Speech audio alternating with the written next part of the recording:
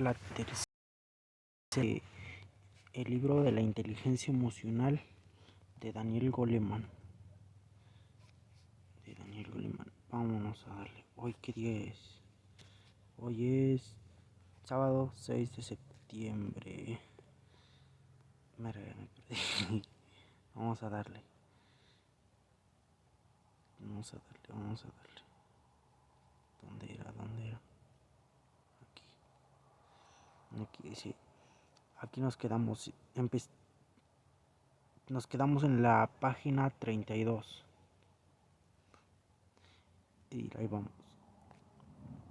Esta activación de la amígdala parece provocar una intensificación emocional que puede profundizar la grabación de esas situaciones. Este es el motivo por el cual, por ejemplo, recordamos a dónde fuimos en nuestra primera cita o qué estábamos haciendo cuando oímos la noticia de la explosión de la lanzadera espacial Challenger. Cuanto más intensa es la activación de la amígdala, más profunda es la impronta y más indeleble la huella que deja en nosotros las experiencias que nos han asustado o nos han emocionado. Esto significa, en efecto, que el cerebro dispone de dos sistemas de registro, uno de los hechos ordinarios y otro para los recuerdos con una intensa carga emocional, algo que tiene un gran interés desde el punto de vista evolutivo porque garantiza que los animales tengan recuerdos particularmente vividos de lo que les amenaza y de lo que les agrada. Pero además de todo lo que acabamos de ver, los recuerdos emocionales pueden llegar a convertirse en falsas guías de acción para el momento presente. Un sistema de alarma neuronal anticuado. Uno de los inconvenientes de este sistema de alarma neuronal es que con más frecuencia de la deseable, el mensaje de urgencia mandado por la amígdala suele ser obsoleto, especialmente en el cambiante mundo social en el que nos movemos los seres humanos. Como almacén de la memoria emocional, la amígdala escruta las experiencias presentes y compara con lo que sucedió en el pasado. Su método de comparación es asociativo, es decir, que equipara cualquier situación presente a otra pasada por el mero hecho de compartir unos pocos rasgos característicos similares. En este sentido, se trata de un sistema rudimentario que no se detiene a verificar la adecuación o una de sus inclusiones y actúa antes de confirmar la gravedad de la situación. Por esto que nos hace reaccionar al presente con respuestas que fueron grabadas hace ya mucho tiempo, con pensamientos, emociones y reacciones aprendidas en respuesta a acontecimientos vagamente similares, lo suficientemente similares como para llegar a activar la amígdala. No es extrañar que una antigua enfermera de la Marina, traumatizada por las espantosas heridas que una vez tuvo que atender en tiempo de guerra, se viera súbitamente desbordada por una mezcla de miedo, repugnancia y pánico cuando, años más tarde, abrió la puerta de un armario en el que su hijo pequeño había escondido un hediondo pañal. Bastó con que la amígdala reconociera unos pocos elementos similares a un peligro pasado para que terminara decretando el estado de alarma. El problema es que junto a esos recuerdos cargados emocionalmente que tienen el poder de desencadenar una respuesta en el momento crítico, coexisten también formas de respuesta obsoletas. En tales momentos la impresión del cerebro emocional se ve acentuada por el hecho de que muchos de los recuerdos emocionales más intensos proceden de los primeros años de la vida y de las relaciones que el niño mantuvo con la persona que lo criaron, especialmente de las situaciones traumáticas como palizas o abandonos. Durante ese temprano periodo de la vida, otras estructuras cerebrales, especialmente hipocampo, esencial para los recuerdos emocional, y el neocórtex sede el pensamiento racional, todavía no se encuentran plenamente maduros. Con el caso del recuerdo, la amígdala y el hipocampo trabajan conjuntamente y cada una de estas estructuras se ocupa de almacenar y recuperar independientemente un determinado tipo de información. Así, mientras el hipocampo recupera datos puros, la amígdala determina si esa información posee una carga emocional, pero la amígdala del niño suele madurar mucho más rápidamente. Leduc ha estudiado el papel desempeñado por la amígdala en la infancia y ha llegado a una conclusión que parece respaldar uno de los principios fundamentales del pensamiento psicoanalítico, es decir, que la interacción, los encuentros y desencuentros entre el niño y sus cuidadores durante los primeros años de vida constituye un auténtico aprendizaje emocional. En opinión de Leduc, este aprendizaje emocional es tan poderoso y resulta tan difícil de comprender para el adulto porque está grabado en la amígdala con la impronta tosca y no verbal propia de la vida emocional. Estas primeras lecciones emocionales se impartieron en un tiempo del que el niño todavía carecía de palabras y, en consecuencia, cuando se reactiva el correspondiente reencuentro emocional en la vida adulta, no existen pensamientos articulados sobre la respuesta que debemos tomar.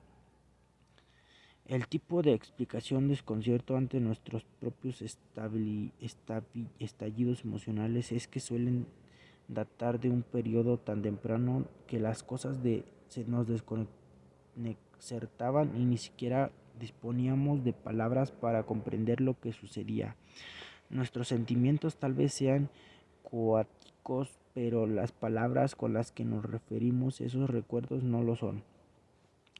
Cuando las emociones son rápidas y toscas, serían las 3 de la mañana cuando un ruido estrepitoso procedente de un rincón del dormitorio me despertó bruscamente, como si el techo se hubiera desmoronado y todo el contenido de la bardilla cayera al suelo.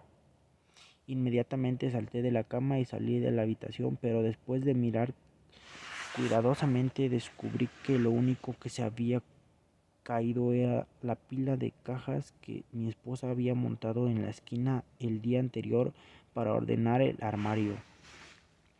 Nada había caído de la bardilla, de hecho, ni siquiera bardilla. El techo estaba intacto y yo también lo estaba.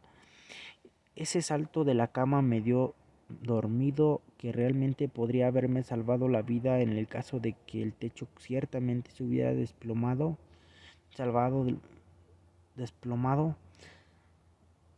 ilustra a la perfección el poder de la amígdala para impulsarnos a la acción en caso de peligro antes que el neocórtex tenga tiempo para registrar siquiera lo que ha ocurrido. En circunstancias así, el atajo que desde el ojo o el oído hasta el tálamo de la amígdala resulta crucial porque nos proporciona un tiempo preciso cuando la proximidad del peligro exige de una respuesta inmediata. Pero el circuito que conecta el tálamo con la amígdala solo se encarga de transmitir una pequeña fracción de los mensajes sensoriales y la mayor parte de la información circular por la vía principal hasta el neocórtex.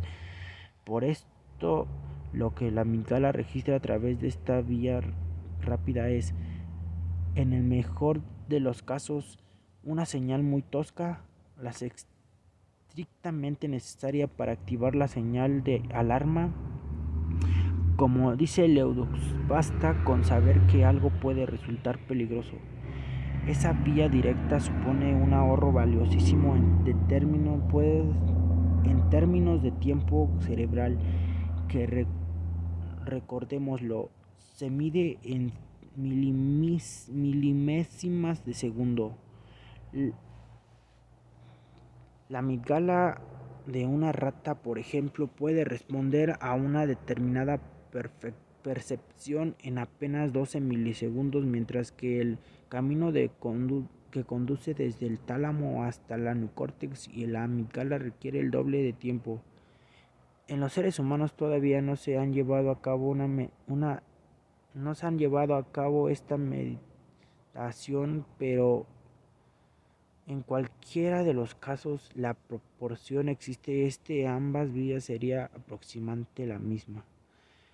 La importancia evolutiva de esta ruta directa debe haber sido extraordinaria al ofrecer una respuesta rápida que permitió ganar uno de los milisegundos críticos ante las situaciones peligrosas. Y es muy probable que esos milisegundos salvaran literalmente la vida de muchos de nuestros antepasados, porque esa configuración ha terminado quedando impresa en el cerebro de todo protomamífero, incluyendo el de usted y el mío propio. De hecho, aunque este circuito desempeñe un papel limitado en la vida mental del ser humano, registrado casi exclusivamente a las crisis emocionales, la mayor parte de la vida mental de los pájaros, de los peces y de los reptiles gira en torno a él, dado que su misma supervivencia depende de escrutar constantemente el entorno, de buscar depredadores y de presas. Según Leudux, el rendimiento cerebro menor de los mamíferos es el principal cerebro de los no mamíferos un cerebro que permite una respuesta emocional muy veloz, pero aunque veloz, se trata de también al mismo tiempo de una respuesta muy tosca, porque las células implicadas solo permiten un procedimiento rápido pero también impreso. Tal vez esta impresión resulte adecuada, por ejemplo, en el caso de una ardilla, porque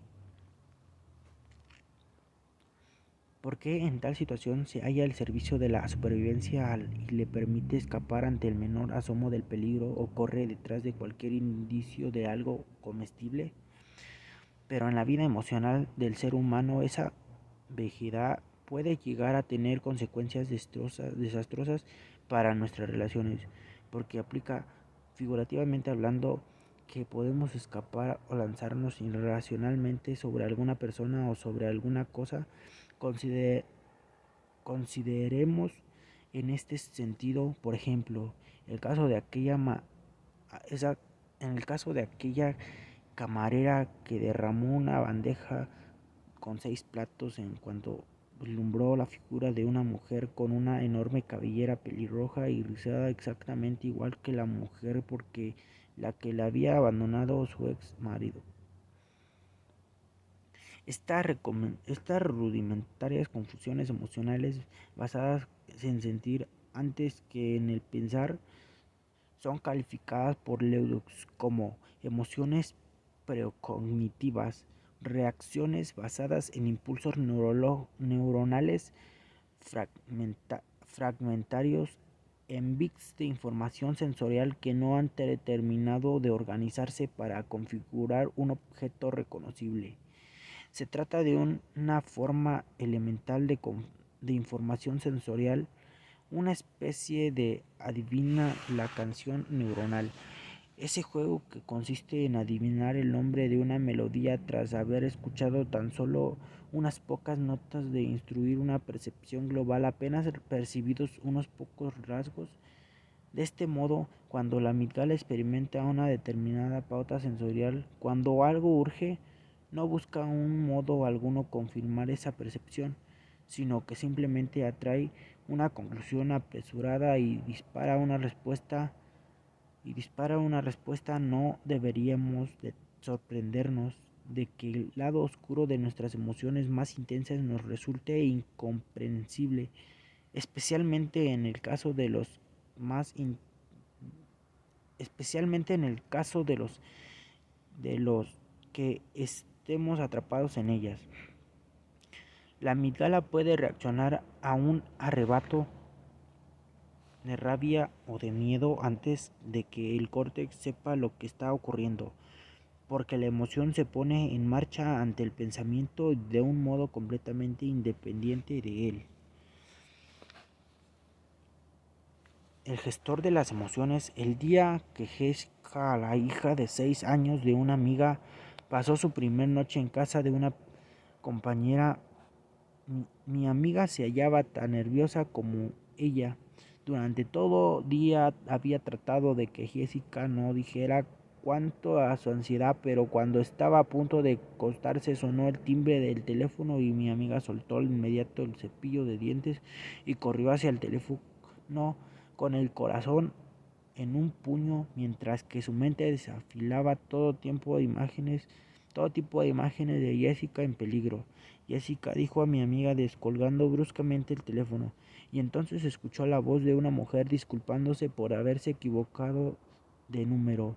Ante aquello, la madre de Jessica, recuperando el golpe, la compostura, replicó mesuradamente: ¿con qué número desea hablar?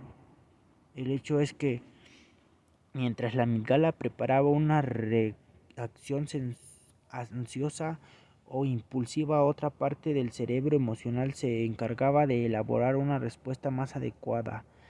El regulador cerebral que desconecta los impulsos de la amígdala parece encontrarse en el otro extremo de una de las principales vías nerviosas que van al neocórtex, en el lóbulo prefrontal, que se halla inmediatamente detrás de la frente. El córtex prefrontal parece ponerse a un funcionamiento cuando alguien tiene miedo o está enojado, pero sofoca o controla el sentimiento para afrontar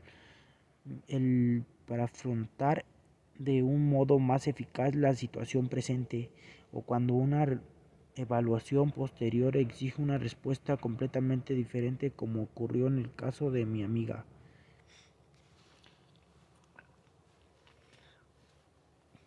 De este modo, el área prefrontal constituye una especie de modulador, las respuestas proporcionales por la amígdala y las otras regiones del sistema límbico, permitiendo la emisión de respuesta más analítica proporcionada. Habitualmente, las áreas prefrontales gobiernan nuestras reacciones emocionales. Recordemos que el camino nervioso más largo de lo que sigue la información sensorial procede del tálamo, no va a la amígdala sino al neocórtex y sus muchos centros para asumir y dar sentido lo que se percibe, y esa información y nuestra respuesta correspondiente las coordinan los lóbulos prefrontales. Las La sede de la planificación y de la organización de acciones tendentes a un objetivo determinado, incluyendo las emociones emocionales. En el neocórtex, una especie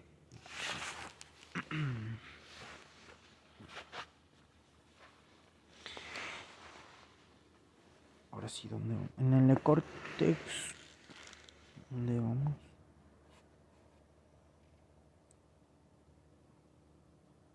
Sino la amígdala, neocórtex y sus muchos cuatros para asumir y dar sentido a lo que se percibe. Y esa información y nuestra respuesta correspondiente las coordinan los lóbulos prefrontales, la sede de la planificación y de la organización de acciones tendentes a un objetivo determinado, incluyendo las emociones emocionales. En el neocórtex, una serie de los círculos registra y analiza la información para comprender y organizar gracias a los lóbulos prefrontales. Y si a lo largo de ese proceso se requiere una respuesta emocional, es el lóbulo prefrontal quien la dicta, trabajando en equipo en la amígdala y otros circuitos del cerebro emocional. Este suele ser el proceso normal de la elaboración de una respuesta en un proceso que, con la sola excepción de las urgencias emocionales, tiene en cuenta el discernimiento. Así pues, cuando una emoción se dispara, los lóbulos prefrontales ponderan los riesgos y los beneficios de las diversas acciones posibles y apuntan por la que consideran más adecuada: cuándo atacar y cuándo huir. En el caso de los animales, y cuándo atacar, cuándo huir, y también cuándo tranquilizar, cuándo disuadir, cuándo buscar la simpatía de los demás, cuándo permanecer a la defensiva, cuándo despertar el sentimiento de culpa, cuándo quejarse, cuándo alardear, cuándo despreciar, etc. Mediante todo nuestro amplio repertorio de artificios emocionales, en el caso de los seres humanos, el tiempo cerebral invertido en la respuesta neocortical es mayor que el que requiere el mecanismo del secuestro emocional, porque las vías nerviosas, una respuesta más juiciosa y más considerada. ¿Por qué? En este caso, el pensamiento procede del sentimiento. El neocórtex es el responsable de que nos entristezcamos cuando experimentamos una pérdida, de que nos alegremos después de haber conseguido algo que consideramos importante, o de que nos sintamos dolidos o, encolerizados por la que alguien nos ha dicho y nos ha hecho. Del mismo modo que sucede con la amígdala, si en el curso de los lóbulos prefrontales gran parte de nuestra vida emocional desaparecería, porque sin comprensión de que algo merece una respuesta emocional, no hay respuesta emocional alguna. Desde la aparición en la década de los 40 de la tristemente famosa cura quirúrgica de la enfermedad mental, la lobotomía prefrontal, una operación que consistía en seccionar las conexiones existentes entre el neocórtex prefrontal y el cerebro inferior, o en el extirpar parcialmente, con frecuencia a un modo bastante torpe.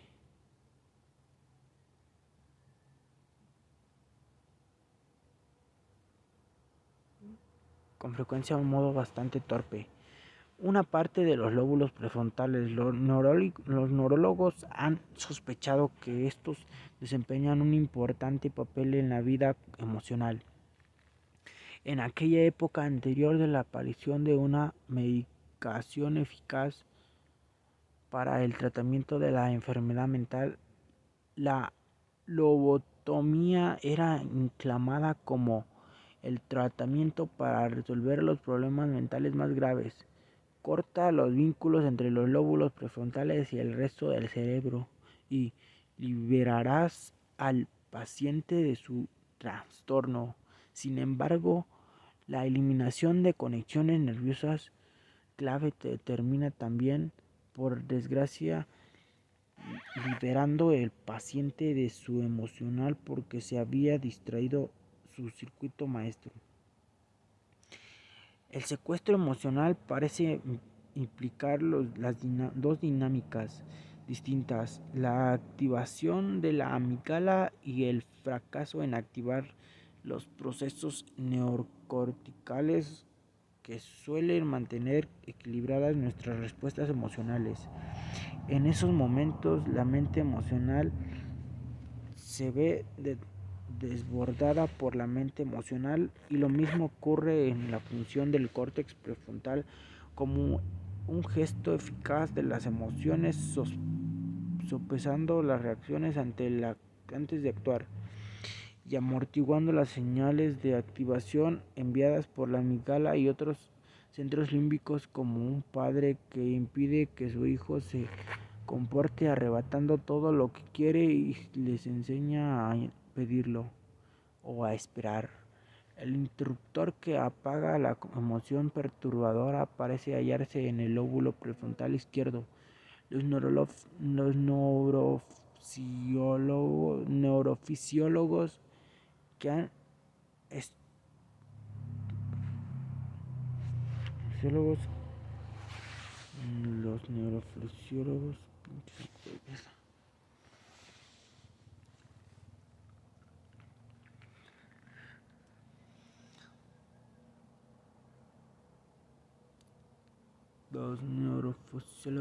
que han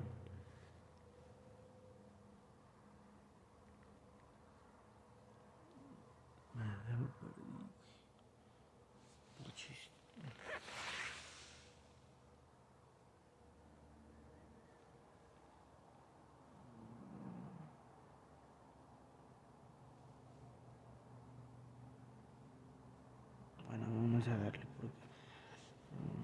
los neurofisiólogos. Las emociones desagradables, así pues el lóbulo prefrontal derecho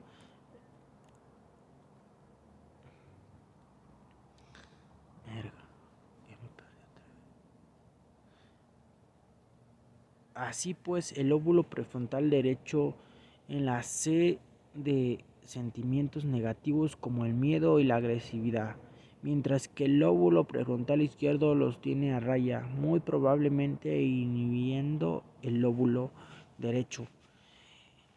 En un determinado estudio, por ejemplo, los pacientes con lesiones en el córtex prefrontal izquierdo eran proclives a experimentar miedos y preocupaciones catastrofistas, mientras que aquellos otros con lesiones en el córtex prefrontal derecho eran desproporcionadamente jóviles,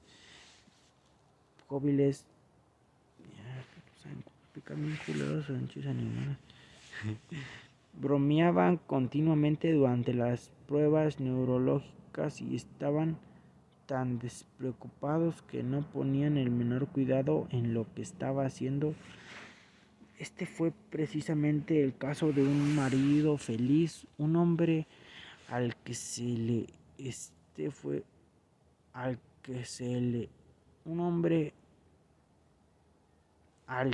le había extirpado parcialmente el lóbulo prefrontal derecho para eliminar una malformación cerebral. Una operación después de la cual había experimentado un auténtico cambio de personalidad que le convirtió en una persona más amable y según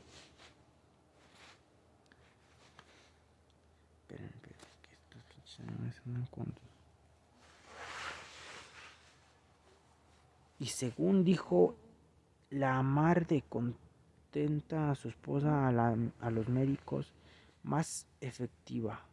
El lóbulo prefrontal izquierdo en suma parece formar parte de un circuito que se encarga de desconectar, o al menos parece formar parte de un circuito que se encarga de desconectar, o al menos de atenuar parcialmente los impulsos emocionales más negativos. Así pues, la amígdala constituye a una especie de señal de alarma.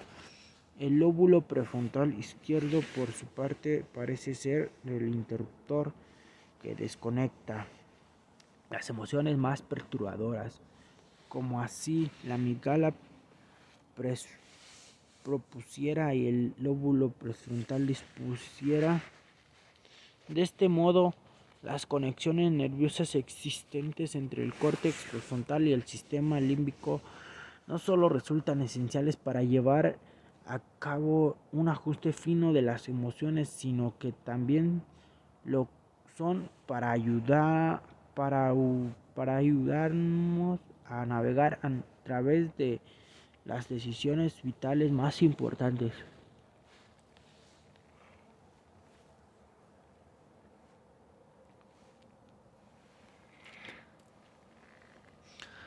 Armonizando la emoción y el pensamiento.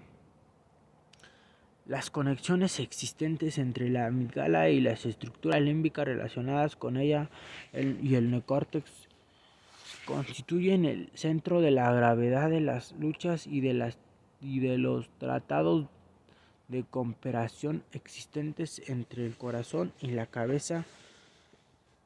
entre el corazón y la cabeza, entre los pensamientos, los sentimientos. Esta vía nerviosa es, en suma, explicaría el motivo por el cual la emoción es algo tan fundamental para pensar eficazmente, tanto para tomar decisiones inteligentes como para permitirnos simplemente pensar con claridad. Consideremos el poder de las emociones para obstaculizar el pensamiento mismo. Los neurocientíficos utilizan el término memoria de trabajo para referirse a la capacidad de la atención para mantener en la mente los datos esenciales para el desempeño de una determinada tarea o problema, y sea para descubrir los rasgos ideales, como una búsqueda en una casa mientras hojea folletos de inmobiliarias, como para considerar los elementos que intervienen en una de las pruebas de un test de razonamiento. La corteza prefrontal es la región del cerebro que se encarga de la memoria de trabajo, pero como acabamos de ver, existe una importante vía nerviosa que conecta los lóbulos prefrontales con el sistema límbico, lo cual significa que las señales de las emociones tensas, ansiedad, cólera y similares pueden ocasionar parásitos neuronales que sabotean la capacidad del lóbulo prefrontal para mantener la memoria de trabajo. Este es el motivo por el cual, cuando estamos emocionalmente perturbados, solemos decir que no puedo pensar bien, y también permite explicar por qué la tensión emocional prolongada puede obstaculizar las facultades intelectuales del niño y dificultar así su capacidad de aprendizaje. Estos déficits no los registra siempre los tests que miden el coeficiente intelectual, aunque pueden ser determinados por análisis neuropsicológicos más precisos y corregidos de la continua agitación e impulsividad del niño.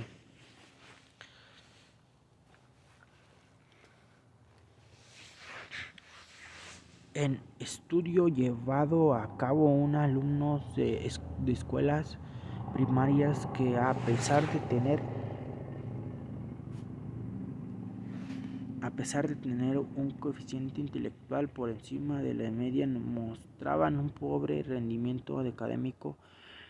Las pruebas neuropsicológicas determinaron claramente la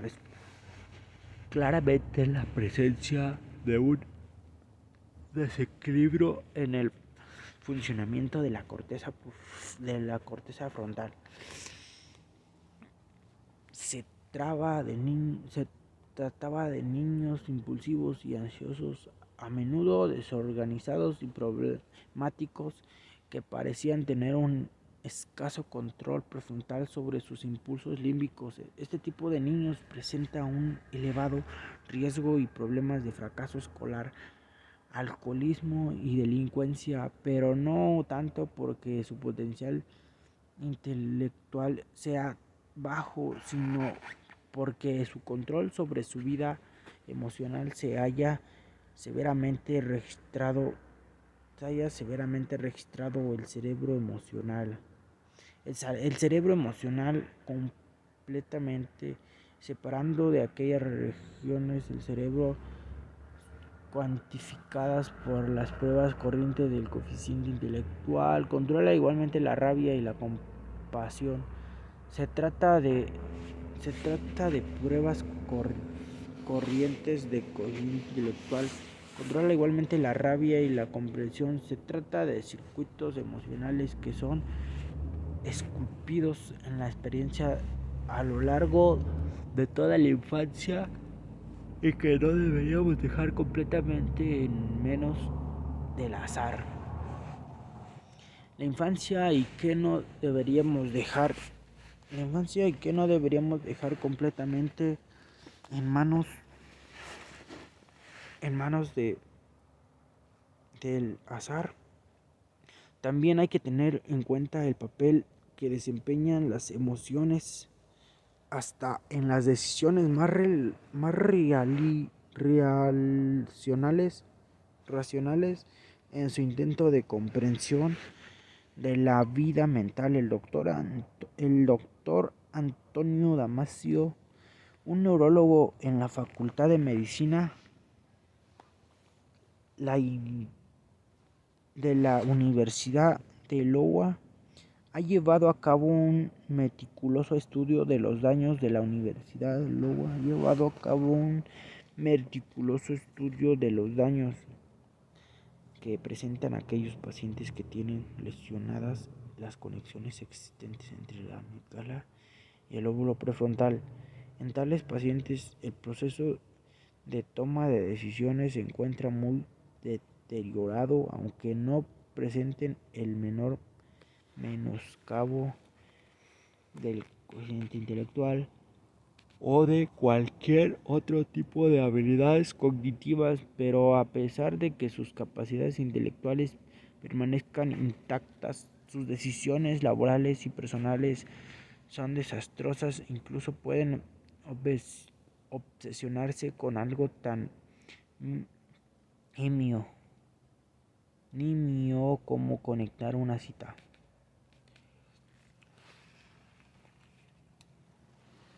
Según el doctor Damasio, el proceso de toma de decisiones de personas se haya deteriorado porque han perdido el acceso a su aprendizaje emocional. En este sentido, el circuito de la amígdala prefrontal constituye una encrucijada entre el pensamiento y la emoción, una puerta de acceso a los gustos y disgustos que el sujeto ha adquirido en el curso de la vida. Separadas de la memoria emocional de la amígdala, las valoraciones realizadas por el neocortes dejan de desencadenar las reacciones emocionales que se le asociaron en el pasado. Y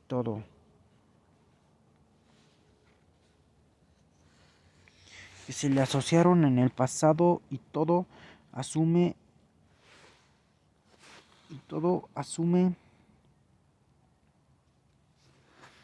¿dónde voy?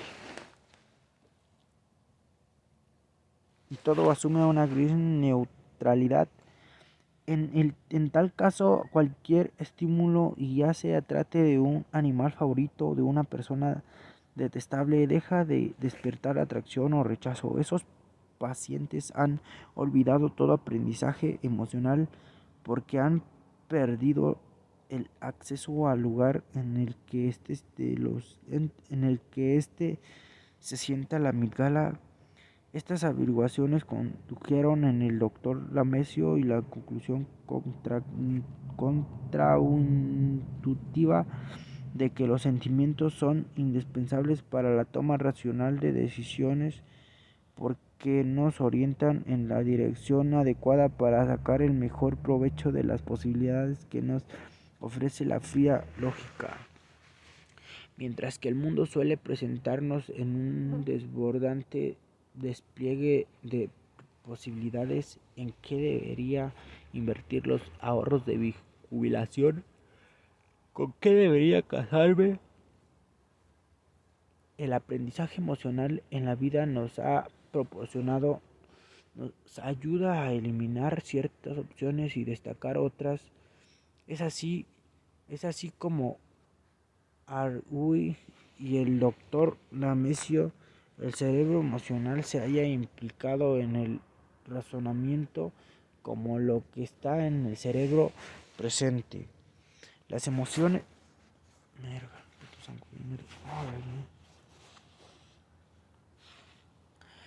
las emociones pues son importantes para el ejercicio de la razón. En la danza entre el sentir y el pensar, la emoción guía nuestras decisiones instante tras instante, trabajando mano a mano con la mente racional y capacitando o incapacitando el pensamiento mismo, y del mismo modo el cerebro pensante desempeña un papel fundamental en nuestras emociones. exceptuando aquellos momentos en los que las emociones se desbordan y el cerebro emocional asume por completo el control de la situación. En cierto modo, tenemos dos cerebros y dos clases diferentes de inteligencia. La inteligencia racional y la inteligencia emocional, y nuestro funcionamiento en la vida está determinado por ambos. Por ello, no es el coeficiente intelectual lo único que debemos tener en cuenta, sino que también debemos considerar la inteligencia emocional. De hecho, el intelecto no puede funcionar adecuadamente sin el curso de la inteligencia emocional y la adecuada complementación entre el sistema límbico y el neocórtex, entre la amígdala y los lóbulos prefrontales. Exige la participación armónica entre ambos. Solo entonces podemos hablar con una propiedad de inteligencia emocional de capacidad intelectual. Propiedad de inteligencia emocional y de capacidad intelectual. Esto vuelve a poner sobre el tapete el viejo problema de la contradicción existente entre la razón y el sentimiento. No es que nosotros pretendamos eliminar la emoción y poner la razón en su lugar, como quería Erasmo, sino que nuestra intención de descubrir el modo inteligente de armonizar ambas funciones. El viejo paradigma proponía un ideal de razón liberada de los impulsos de la emoción. El nuevo paradigma, por su parte, propone armonizar la cabeza y el corazón. Pero para llevar a cabo adecuadamente esta tarea, deberemos comprender con más claridad lo que significa utilizar inteligentemente las emociones.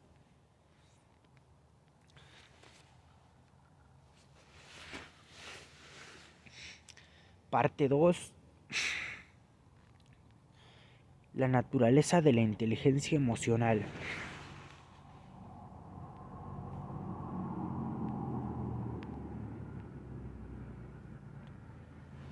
Cuando el listo es tonto, hasta la fecha no ha sido posible determinar todavía el motivo exacto que indujo a un brillante estudiante de secundaria a apuñalar con un cuchillo de cocina a David Prolongruto, su profesor de física. Pasemos ahora a descubrir los hechos sobradamente conocidos.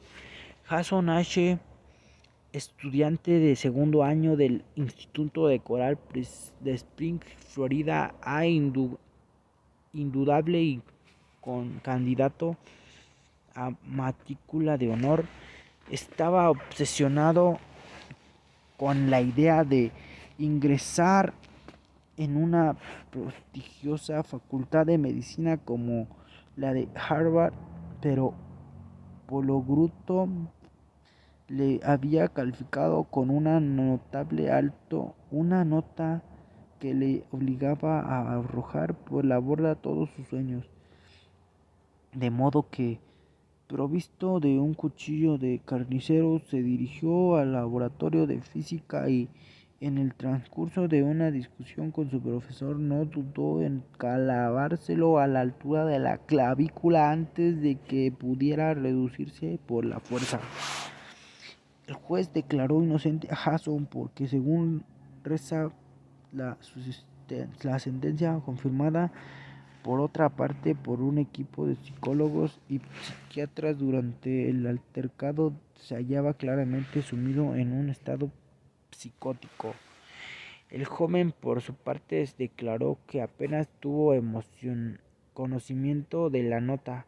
Pensó que en quitarse la vida, pero que antes de suicidarse quiso visitar a Prolongruto para hacerle saber que la única causa de su muerte sería su baja calificación. La inversión de Prolongruto, no obstante, fue muy diferente, puesto que, según el Jason, se hallaba tan furioso que creo que me vistió completamente decidido a atacarme. Más tarde, Jason ingresó a una escuela privada y 2 años después logró graduarse con la nota más alta de su clase. De haber seguido en un curso normal, hubiera alcanzado un sobresaliente, pero decidió matricularse en varias asignaturas adicionales para elevar su nota media, que finalmente fue de matrícula de honor. Pero a pesar de que Jason hubiera terminado graduándose con una calificación extraordinaria, Prolongruto se lamentaba Prolongruto,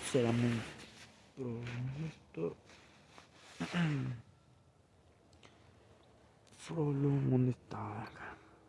Prolongruto se lamentaba de que nunca se hubiera disculpado ni tampoco hubiera asumido a la menor responsabilidad por su agresión.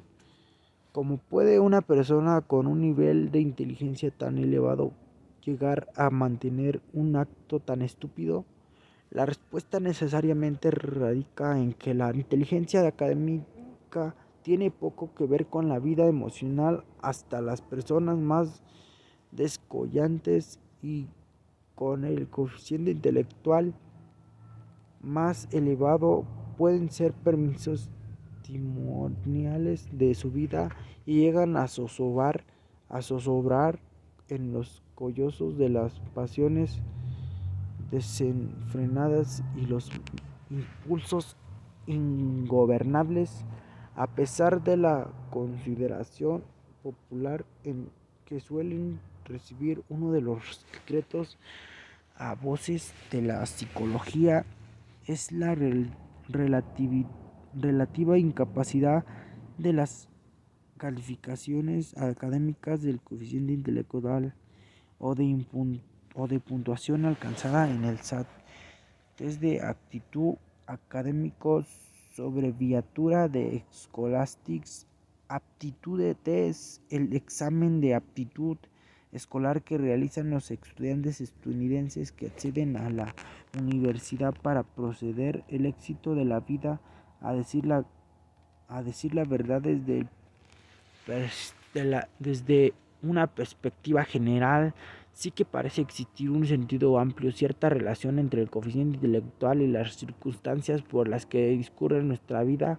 De hecho, las personas que tienen un bajo coeficiente intelectual suelen acabar desempeñando trabajos muy mal pagados, mientras que quienes tienen un elevado coeficiente intelectual tienden a estar mucho mejor remunerados.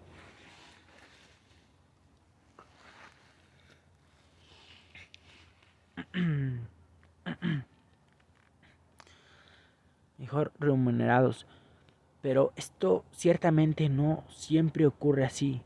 Existen muchas más excepciones a la regla de que el coeficiente predice el éxito del éxito en la vida, que situaciones que se adapten la norma. En el mejor de los casos, el coeficiente parece parte con tan solo un 20% de los factores determinados del éxito, lo cual supone que el 80% restante depende de otra clase de factores, como ha subrayado un observador.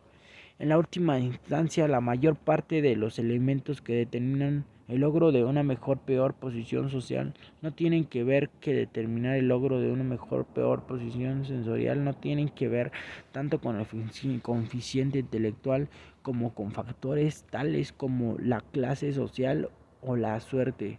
E incluso autores como Richard Hornstein y Charles Naurray, cuyo libro Title Fates Court Attribute en coeficiente intelectual una relevancia incuestionable, reconoce que tal vez fuera mejor que un estudiante de primer año de universidad con una puntuación SAT de matemáticas de 500 no aspira a dedicarse en las ciencias exactas, lo cual no se obsta para que no trate de realizar sus sueños de montar su propio negocio, llegar a ser senador y ahorrar $1 millón.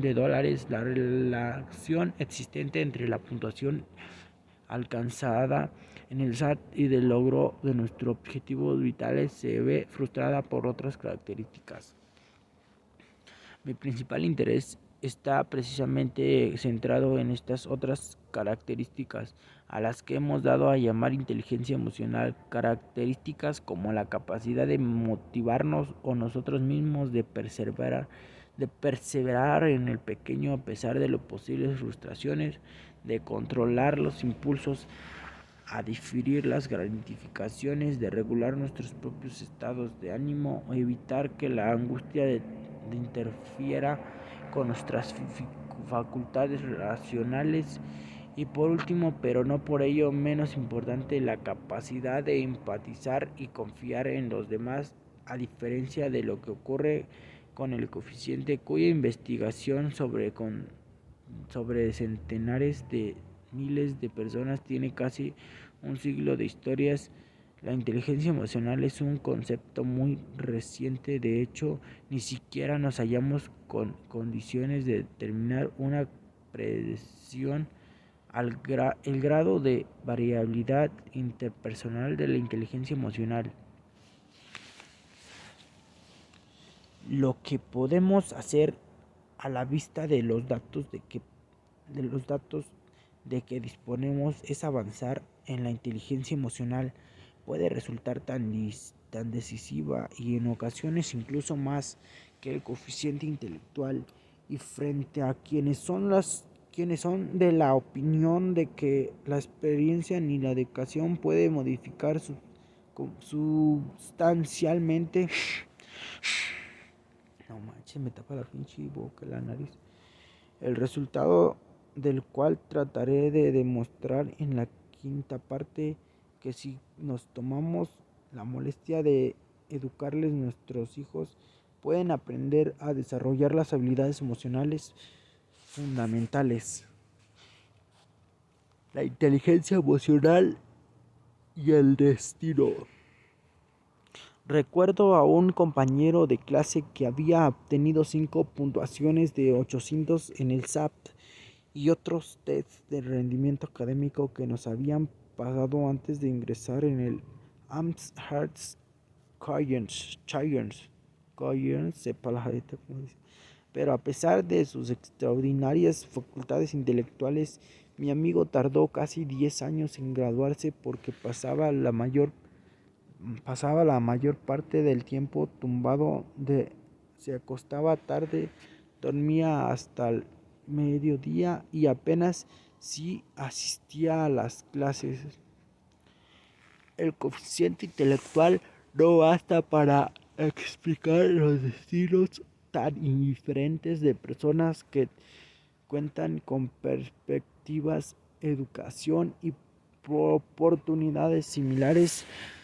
Durante la cuarentena, no, durante la década de los 40, un periodo en el que, como ocurre actualmente, los estudiantes con un elevado coeficiente intelectual se hallaban adscritos a la lenguaje de privadas de Nueva Inglaterra, famosas por su prestigio académico y social. Se llevó a cabo un seguimiento de varios años de duración sobre 95 estudiantes de Harvard que dejó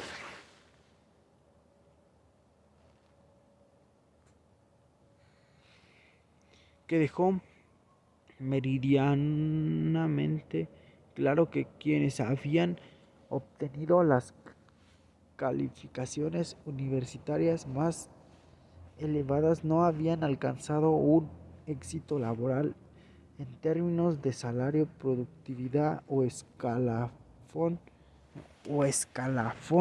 profesional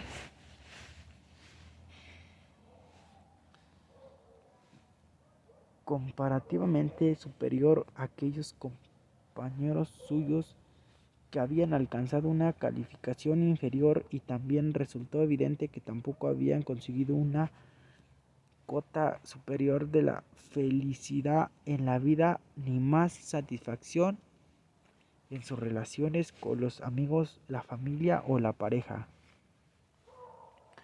En la misma época se llevó a cabo un seguimiento similar sobre las construcciones 50 adolescentes, hijos en su mayor parte de inmigrantes de tercios de los cuales procedían la familia que vivía de la asistencia social que habían crecido en Somerville, Massachusetts, un barrio que por aquella época era un suburbio ruinoso, enclavado a pocas manzanas de la Universidad de Harvard. Y aunque un tercio de ellos no superase el coeficiente intelectual de 90, también resultó evidente que el coeficiente intelectual tiene poco que ver con el grado de satisfacción que una persona alcanza tanto en su trabajo como en las demás facetas de su vida. Por persona alcanza, por ejemplo, el 7% de los varones que habían obtenido un coeficiente intelectual inferior a 80 permanecieron en el paro durante más de 10 años, lo mismo que ocurrió con el 7% de quienes habían logrado un coeficiente superior a 100. A decir verdad, el estudio también parecía mostrar cómo ocurren siempre una relación general entre el coeficiente intelectual y el nivel socioeconómico, alcanzando a la edad de 47 años, pero lo cierto es que la diferencia existente radica en las habilidades adquiridas en la infancia, como la capacidad de afrontar las frustraciones, controlar las emociones o saber llevarse bien con los demás. Veamos a continuación los resultados todavía provisionales de un estudio realizado sobre 81 valediontarias. Los valediontarias son los alumnos que pronuncian discursos de despedida en la ceremonia de entrega de diplomas, mientras que los salutatorians son aquellos que pronuncian los discursos de salutación en los gremios. La apertura del curso universitario del curso de 1981 de los institutos de enseñanza media de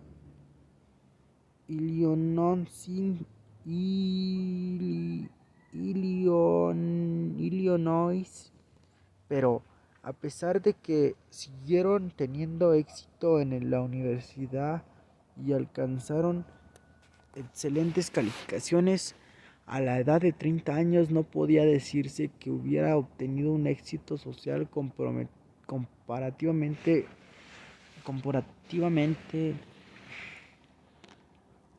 relevante. 10 años después de haber finalizado la enseñanza secundaria, solo uno de cada 4 de estos jóvenes había logrado un nivel profesional más elevado que la media de su edad.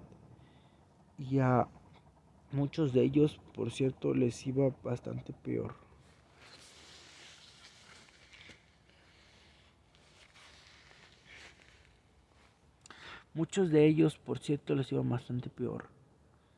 Bueno, pues aquí ya terminamos. Ahora llegamos, ya pasó la hora. Nada más leemos una hora. Son las 5:19, ya son las 5:20 AM. Empezamos en la página 32 de la inteligencia emocional de Daniel Goleman, libro de Daniel Goleman. Ya llegamos, empezamos en la página 32 y vamos en la 45, página 45 de 376 páginas. Así que hasta mañana, porque vamos a seguirle. Adiós.